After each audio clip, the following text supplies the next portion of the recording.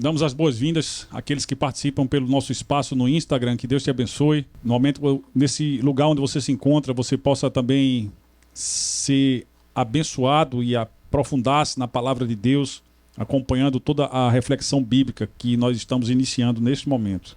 Mateus 1, 18 a 25.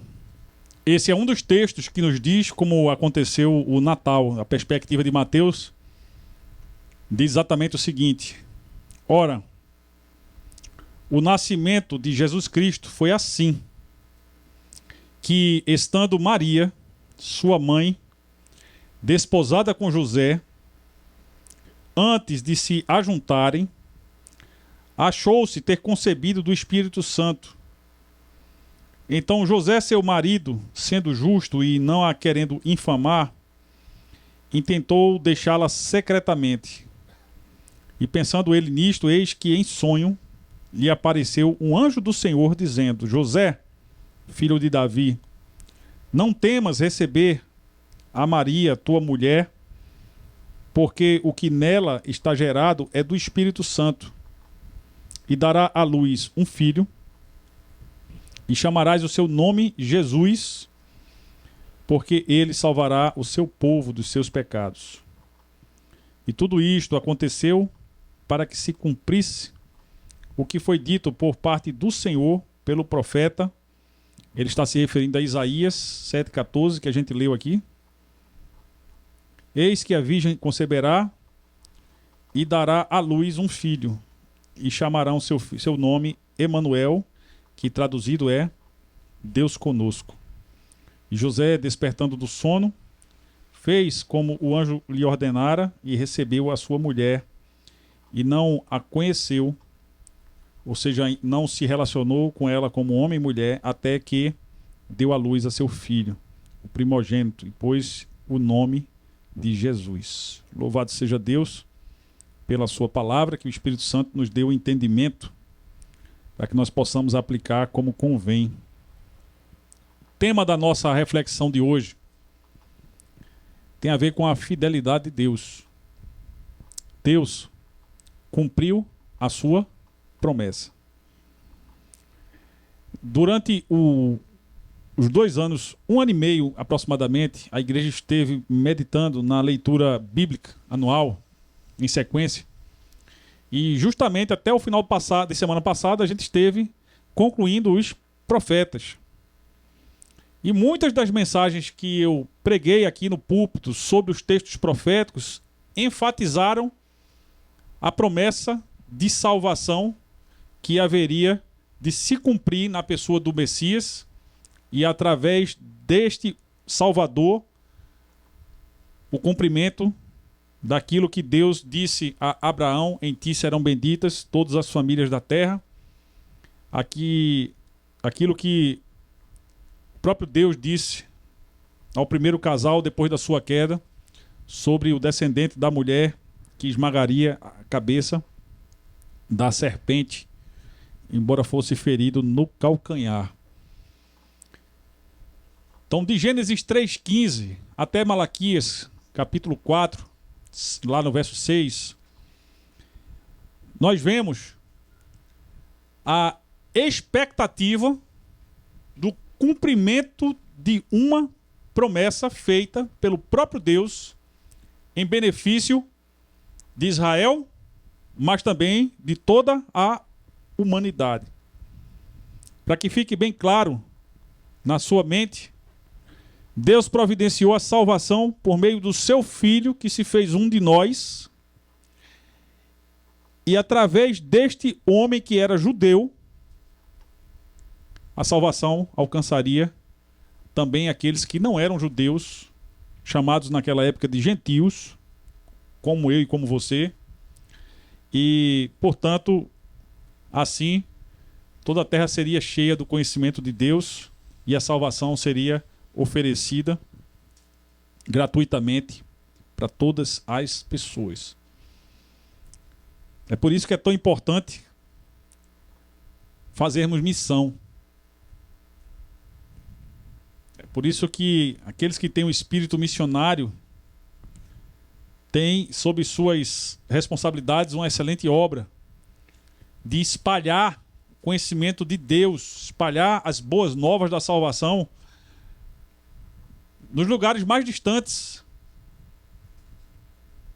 como outros países, outros bairros, outros estados, outras cidades. É a gente sair da nossa zona de conforto para alcançar outras pessoas, levando a salvação a elas, porque nós fomos alcançados por essa salvação, e tudo isso porque Deus cumpriu a sua promessa. Dizendo isso, eu quero chamar a sua atenção para a fidelidade de Deus. Todas as promessas que Deus faz, Ele cumpre. Amém? Existem promessas que já se cumpriram, como o nascimento de Jesus, e existem promessas que ainda irão se cumprir, como o retorno de Jesus. Noutra situação, noutro contexto, Ele voltará para ressuscitar os mortos, glorificar os vivos e levar as pessoas a um juízo. Um juízo de condenação para aqueles que não têm a Jesus como Senhor das suas vidas, e um juízo de distribuição de recompensas por aqueles que já foram salvos desde o momento em que se entregaram pela fé à pessoa de Jesus Cristo como Salvador e Senhor das suas vidas. Os crentes em Jesus esperam o retorno de Jesus, não para passarem por um juízo de condenação, porque quem crê em Jesus já passou da morte para a vida, mas esperando a consumação da glória de Deus, e nós não sabemos exatamente quais serão as recompensas ou galardões que nós receberemos, mas certamente aquilo que vem de Deus é sempre maravilhoso, e nós devemos ansiar por esse momento, nós devemos trabalhar para que isso aconteça. Afinal, a própria palavra diz que Jesus voltará quando o evangelho for pregado nos 4 cantos da terra. Nós precisamos nos esforçar para que isso aconteça. Porque a parte de Deus, né, Ele cumpriu. Ele entregou o seu Filho, dando uma demonstração da sua fidelidade, mas sobretudo do seu amor pelos perdidos. E eu queria iniciar falando sobre isso a partir da esperança profética, das raízes, do porquê. Porquê que foi necessário que esse nascimento acontecesse? Por que nós temos que pensar sobre isso hoje? De um modo geral, os 16 profetas, só citando aqueles que são relacionados como profetas, mas lembrando que Davi também era profeta, lembrando que Samuel era profeta, lembrando que o próprio Moisés era profeta, que Balaão era profeta.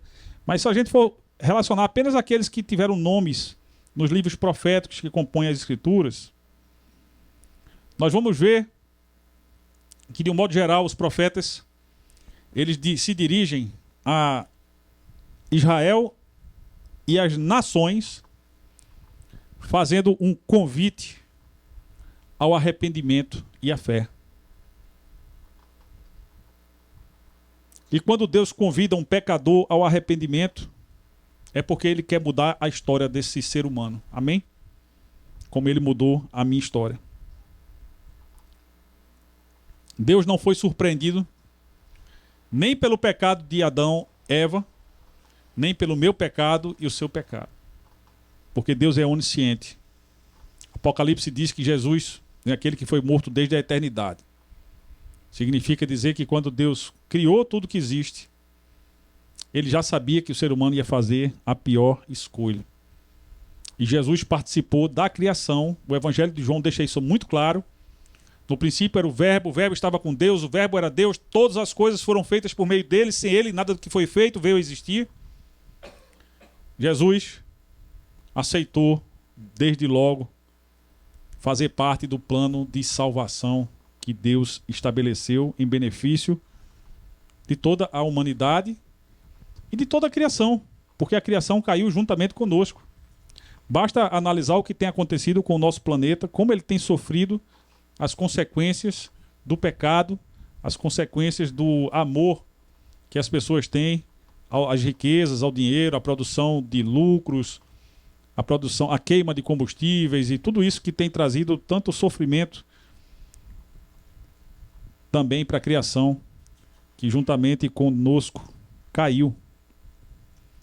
Mas Deus não se conforma com essa situação. Deus fez tudo de uma forma muito bem feita. Tudo que ele faz é excelente.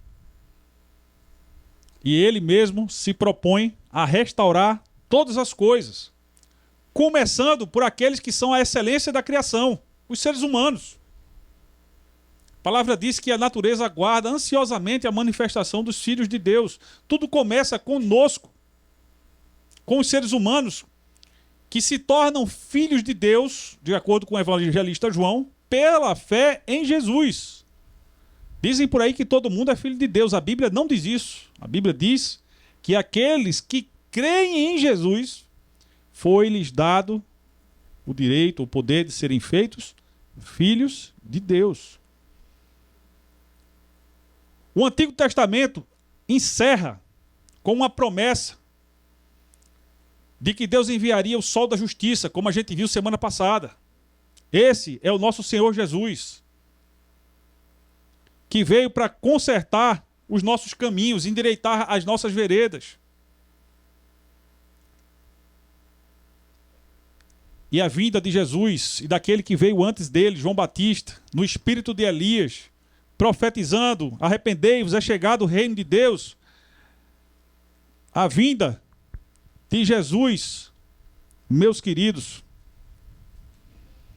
é um convite para que toda a humanidade entenda o plano redentor de Deus, entenda o quanto Deus ama os seres humanos, o quanto Deus não se agrada do pecado e o quanto Deus, Ele mesmo está interessado em trazer as pessoas para perto dEle, para viverem em comunhão com Ele.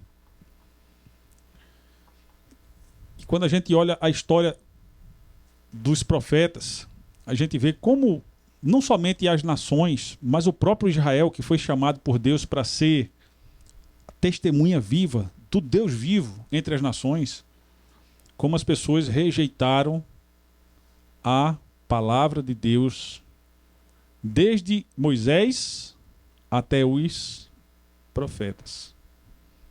De geração em geração, as pessoas fecharam os ouvidos para a palavra de Deus. E assim o tempo foi passando e muitos foram morrendo sem ter acesso à salvação. E Deus foi mandando outros profetas e algumas pessoas creram, mas a grande maioria não. E assim as pessoas foram endurecendo os seus corações. É por conta da dureza do coração, inclusive de Israel, que nós vemos tantos pecados que foram denunciados por Malaquias, o último dos profetas do Antigo Testamento, quando depois deles terem passado pela escravidão do Egito, 400 anos, depois deles terem passado pelo cativeiro babilônico, 70 anos, depois das 10 tribos do norte terem sido dizimadas pelos assírios, tudo isso para que eles reconhecessem ao Deus vivo como o único e verdadeiro Deus e passassem a conhecer a esse Deus. Tudo isso terminou, não que tenha sido em vão, mas muitos rejeitaram a mensagem de Deus e endureceram os seus corações. Não é por outra razão que Malaquias falou que as pessoas, no tempo em que ele pregou, não dizimavam mais, subjugavam seus empregados e até mesmo os casamentos eram desfeitos por qualquer motivo. E os israelitas se casavam com mulheres de outros povos, o que era proibido há muito tempo pela lei de Deus. Resumindo, era necessário o envio do Messias para consertar aquilo que Moisés não conseguiu, aquilo que os profetas não completaram. E só para citar os profetas, eu trago para vocês Ezequiel 36, que olhando para frente, num tempo além do seu tempo, ele vê um tempo de purificação do seu povo. E a respeito desse tempo, que está relacionado com o Natal, ele diz: então aspergirei água pura sobre vós, e vocês ficarão purificados de todas as vossas imundícias, e de todos os vossos ídolos vos purificarei. Vamos ler todos juntos o verso 26 de Ezequiel 36. E dar-vos-ei... Não foi, não? Foi. É o verso 25. Vamos ler todos juntos? E dar-vos-ei um coração novo. Não foi, não? Ele não está passando. Minha assessora de tecnologia vai dar um jeito nisso. Então eu vou ler para vocês aqui, tá certo? O verso 26. E dar-vos-ei um coração novo, e porei dentro de vós um espírito novo, e tirarei da vossa carne o coração de pedra, e vos darei um coração de carne. Vê que metáfora linda. Coração a que ele se refere não é o músculo cardíaco que bombeia o sangue, mas essa sempre foi uma substituição que foi feita, né, entre a mente, que é o centro daquilo que a gente pensa e sente, e aquele músculo cardíaco que as pessoas pensavam que antigamente era o responsável, né, pelas emoções. Provavelmente porque, por exemplo, quando a gente está apaixonado, né, o coração bate mais forte. Não é isso? Então, Ezequiel diz que Deus tiraria o coração de pedra do seu povo e colocaria no lugar um coração de carne. Okay? Um coração empedernido, meus irmãos, é um negócio muito perigoso. É muito duro. Como disse Ananias a Paulo, quando se chamava Saulo, né? E quando teve um encontro com Cristo, e quando Ananias foi anunciar o plano que Deus tinha para a vida dele, Ananias diz: é duro recalcitrar contra os aguilhões. Ou seja, é muito duro para o ser humano estar lutando contra Deus o tempo todo. É triste o ser humano ouvir a palavra de Deus e não se quebrantar. E quando a gente pensa, né, sobre esse plano de Deus se espalhando pelos quatro cantos da terra, eu imagino que eu tenho certeza que ainda existem lugares no mundo onde ninguém ouviu falar de Jesus. Por incrível que pareça, ainda existem lugares no mundo, como, por exemplo, as tribos isoladas do nosso próprio país, onde as pessoas não ouviram falar de Jesus. Por outro lado, nos grandes centros, como aquele que nós vivemos, aqui na Reserva do Paiva, todo domingo, nós estamos anunciando, e às vezes fora daqui, precisamos ir mais para fora, para anunciar que a salvação veio por meio de Jesus. E só existe salvação por meio da fé em Jesus. Não há nada que nós possamos fazer que nos torne dignos, merecedores de irmos para o céu e desfrutarmos de todos os benefícios da vida eterna que Ele veio para nos oferecer, e não irmos parar no lugar da condenação, que é um lugar de tormento eterno, como o próprio Jesus falou. Mas muitos têm endurecido o coração. Que o Senhor possa amolecer os nossos corações também. Não a respeito apenas da salvação, mas a respeito de coisas que Deus requer de nós, que Ele deseja para nós e que nós temos feito pouco caso, às vezes. Ou temos deixado para depois, para o dia de amanhã, sem nem saber se o dia de amanhã vai chegar. O tempo é hoje. O momento é agora. Como diria um famoso jornalista. Aqui e agora. É o momento de a gente se render a esse Deus. É o momento de a gente se quebrantar diante de Deus, o que envolve não apenas a gente ser agraciado pelos benefícios da salvação, mas assumir também os compromissos. Porque a salvação é gratuita, conforme Efésios 2, 8 e 9. Mas diz o versículo 10 de Efésios, que ela é para que nós possamos cumprir as obras que Ele preparou para que nelas andássemos desde a fundação do mundo. Se Deus nos oferece a salvação de graça, por outro lado, Ele não quer mais nenhum de nós permanecendo onde nós estávamos antes de conhecê-lo, fazendo as mesmas coisas que nós fazíamos antes de conhecê-lo, endurecendo os corações como nós fazíamos antes de conhecê-lo, fazendo ouvido de mercador, como se diz, entrando pelo um ouvido e saindo pelo outro, a palavra de Deus como muitos de nós fizemos anteriormente. Mas o que Deus quer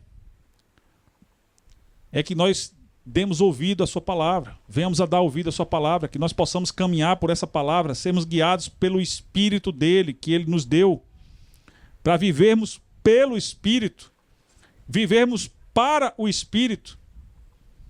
E infelizmente, não somente hoje, mas ao tempo do nascimento de Jesus e mesmo antes, durante o tempo profético, muitas pessoas endureceram seus corações, não dando ouvidos à voz de Deus.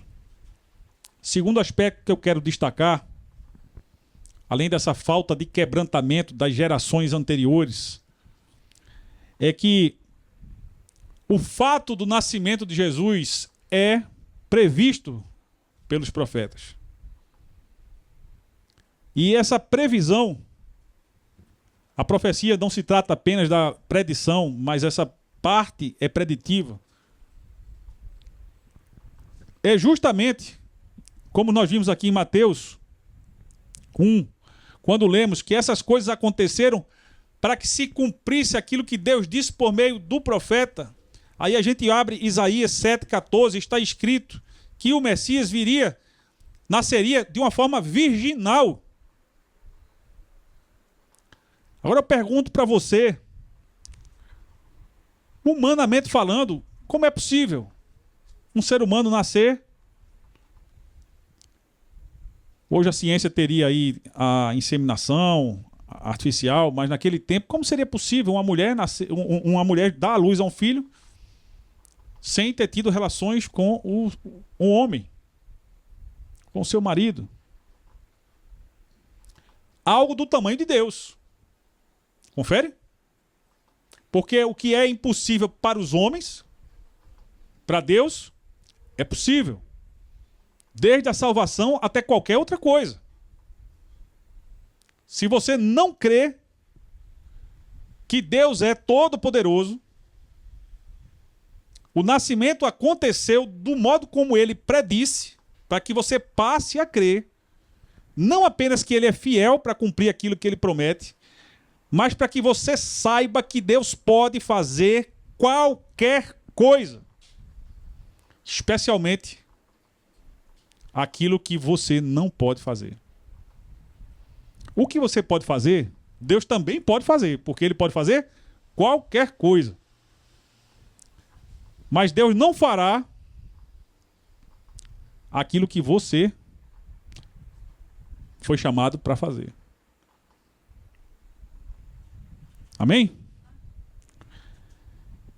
Jesus disse: vão e façam discípulos de todas as nações, batizando-os em nome do Pai, do Filho e do Espírito Santo, e ensinando-os a observar tudo aquilo que eu vos tenho ordenado, e eis que estou convosco todos os dias até a consumação dos séculos.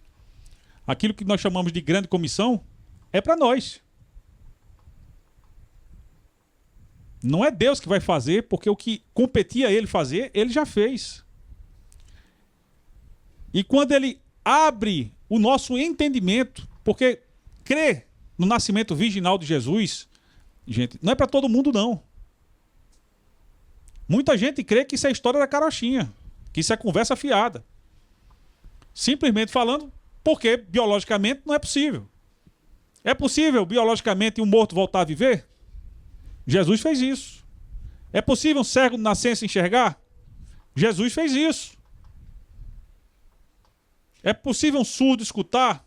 Jesus fez um leproso ser curado, a lepra, uma doença incurável, foi curado.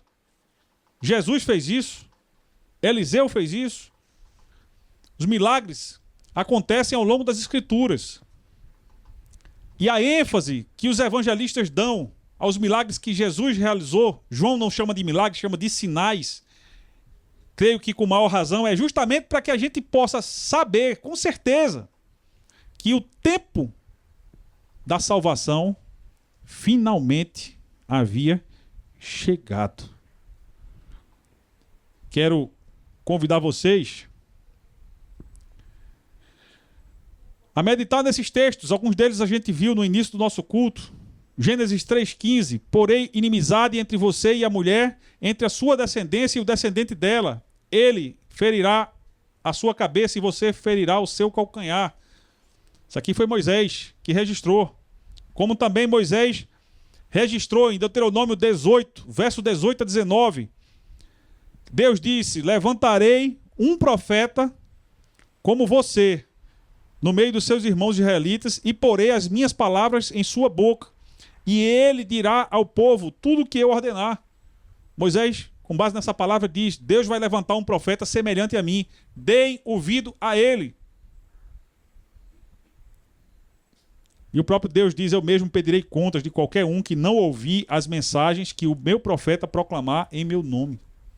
Jesus disse: tudo aquilo que o Pai me mandou dizer, eu estou dizendo para vocês. Tudo aquilo que o Pai me instruiu, eu estou fazendo. E tudo aquilo que eu faço é por meio dele. Quem vê a mim, vê ao Pai. Balaão viu com antecedência um sinal, uma estrela, que possivelmente essa foi a estrela, ou esse sinal que levou com que os magos saíssem do Oriente, não sabemos exatamente de que nação, para homenagear o Messias que haveria de nascer em Israel. Davi falou: disse o Senhor ao meu Senhor, senta-te à minha direita até que eu ponha todos os teus inimigos como estrado para os teus pés. Mostrando que o Salvador que viria da própria linhagem de Davi haveria de esmagar todos os seus inimigos, todos os inimigos de Deus. Ou seja, esses e mais alguns textos que nós lemos no início e outros que nós não lemos, mas que se encontram ali à nossa disposição no Antigo Testamento, são textos que nos mostram que o nascimento de Jesus foi um nascimento previsto, para que a gente aprenda a confiar na fidelidade de Deus. Tem gente que acredita em Deus, mas não confia que Deus é fiel, ou nunca experimentou a fidelidade de Deus.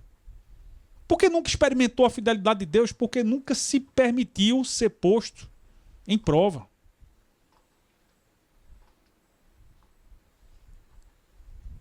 Quando Malaquias trata do assunto dos dízimos e da infidelidade do povo, ele diz: trazei todos os dízimos à casa do tesouro, para que haja mantimento em minha casa, e fazei prova de mim, se eu não vos abrir as portas do céu e derramar sobre vós bênção sem medida, de modo que venha a haver maior abastança do que antes.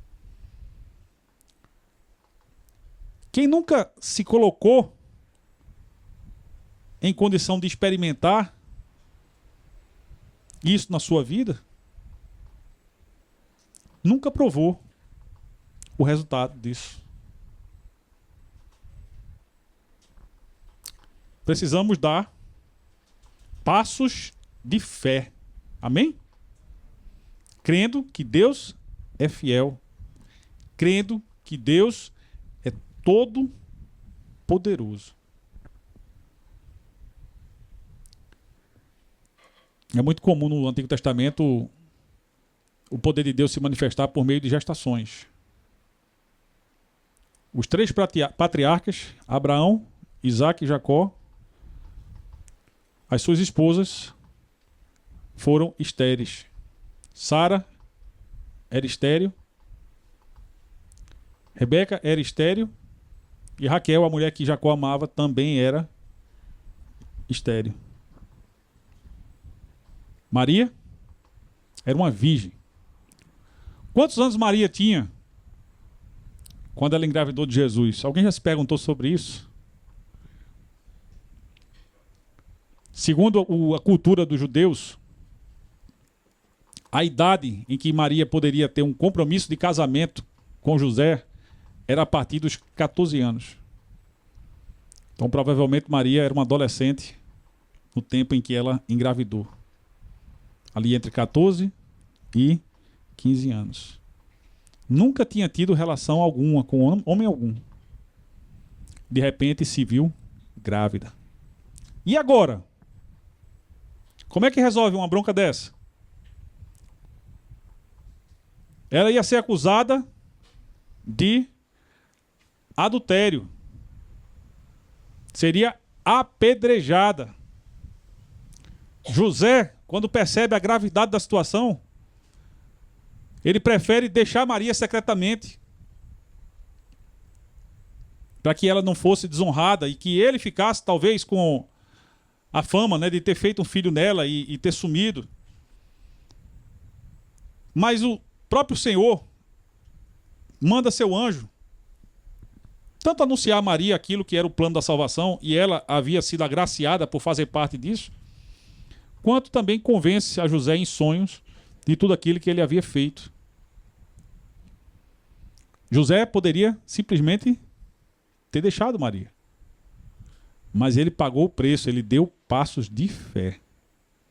E é por isso que a gente vê essa imagem aqui, que com certeza isso aqui não é a fotografia de José, de Maria e muito menos de Jesus.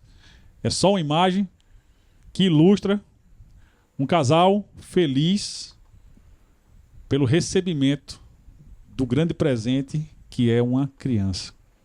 Mas esse presente não era só para aquele casal. Esse presente era para toda a humanidade. Porque essa criança veio para mudar a história da humanidade. E também a minha vida e a sua vida. Amém? Por isso nós precisamos crer que Deus é fiel e que Ele pode todas as coisas. Inclusive mudar as nossas vidas. Para que elas venham a ser aquilo que Ele deseja, não somente para 2025, quanto 2026, né? A cada ano nós possamos ter mais experiências com Deus. E para finalizar, eu queria enfatizar o fato do nascimento de Jesus.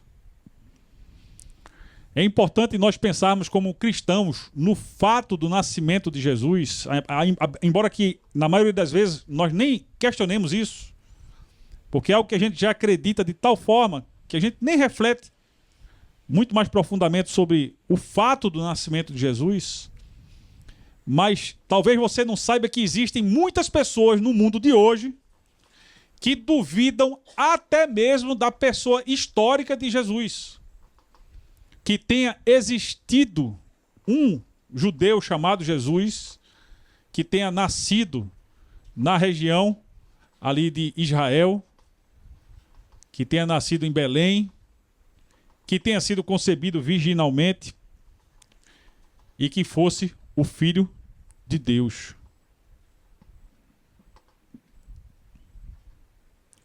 Outro dia eu estava lendo o Corão e li uma certa parte onde está escrito que Deus não teve filhos. Portanto, Jesus não é o Filho de Deus para eles, mas simplesmente um profeta. Mas o próprio Jesus disse que ele era o Filho de Deus. E um profeta não mente. Então, se ele era profeta como ele realmente é, ele jamais mentiria a respeito do que ele disse, sobre quem ele era, sobre qual foi a missão dele e sobre o que deveria acontecer depois que ele partisse. É o plano de Deus em ação, queridos. Acontecendo, mas ele não se cumpre de uma vez só. Ele vai se cumprindo aos poucos. E até mesmo em nossas vidas, o plano de Deus vai se revelando pouco a pouco. As escamas vão caindo dos nossos olhos aos poucos. E muitas vezes isso acontece quando a gente olha, por exemplo, para o texto de Mateus 1, 18 e 19, onde diz que tudo isso aconteceu para cumprir o que o Senhor tinha dito por meio do profeta. Vejam, a virgem ficará grávida. Ela dará à luz um filho, o chamarão Emanuel, que significa Deus conosco. Só um esclarecimento de que Emanuel não era o nome próprio de Jesus, mas um título que traz por o significado de que nele Deus estaria visitando o seu povo. Nele Deus estaria oferecendo a salvação, vida nova, vida abundante. Uma vida que não é livre de problemas, mas uma vida completamente diferente daquela que se vive antes de se desfrutar da fé em Cristo, antes de se entregar a vida para esse Jesus que veio do modo como Isaías disse que ele viria. Aí você abre Isaías capítulo 7, verso 14, a gente leu aqui o texto, e a gente percebe que aconteceu do mesmo modo como Deus disse que aconteceria. Sabe quantos anos antes Isaías falou a respeito do nascimento de Jesus? 700 anos antes do nascimento de Jesus. Para que ficasse registrado que Deus estava e estará sempre no controle de todas as coisas. Amém? Deus está governando o mundo.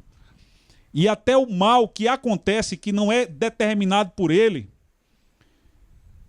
ele tem os seus meios de fazer com que tudo convirja para que os seus propósitos se cumpram. Amém? Paulo, visualizando essa realidade espiritual em Romanos 8, no verso 28, ele diz: sabemos que todas as coisas cooperam em conjunto para o bem daqueles que amam a Deus e são chamados segundo o seu propósito. Todas as coisas são todas as coisas. Aquilo que Deus quer e faz, mas também aquilo que ele permite.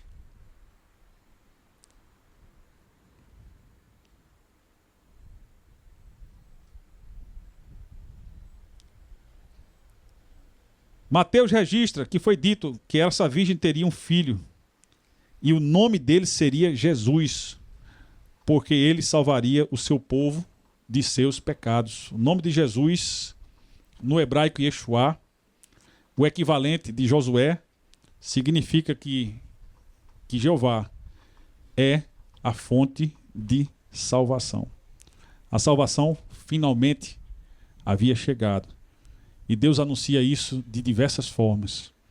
Um sinal é visto nos céus, pessoas saem de países distantes para descobrir onde havia nascido o rei dos judeus. Pastores estavam pastoreando e à noite os anjos aparecem e trazem boas novas de que havia então nascido o Messias que eles tanto esperavam. Em Israel e fora de Israel, Deus não deixa passar em branco o fato do nascimento de Jesus. Deus cumpriu a sua promessa de nos trazer salvação. O que ele espera, meus irmãos, é que nós também não deixemos passar em branco o nascimento de Jesus. Amém? Que esse Natal não seja simplesmente mais uma festa num calendário. Que não seja simplesmente um momento de comer junto com amigos ou familiares. Que não seja simplesmente um tempo de realizarmos confraternizações, mas que nós não deixemos passar em branco o fato do nascimento de Jesus, como ele se encaixa na história da salvação, inclusive na minha, e principalmente o que esse nascimento representa, significa e o que ele requer de mim, como tendo recebido do próprio Deus a responsabilidade de dar continuidade àquilo que Jesus consumou na cruz.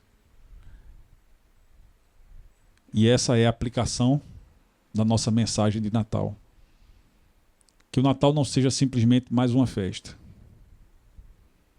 Que o Natal nos leve a refletir sobre como Deus é confiável, como Ele é fiel, como Ele é capaz de fazer o impossível, aquilo que eu não posso fazer. E o que significa isso para mim e para as outras pessoas que porventura ainda se encontram com os corações endurecidos. Que Deus a todos abençoe. Amém? Feche seus olhos, eu quero orar pela sua vida.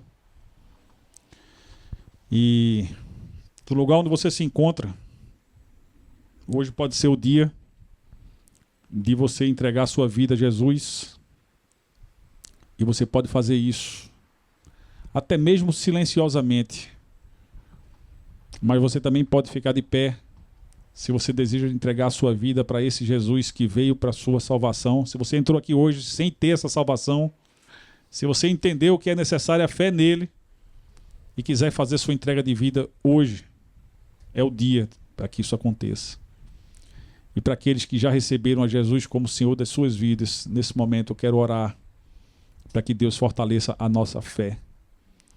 Que nós possamos ser as testemunhas que o povo de Deus não conseguiu ser.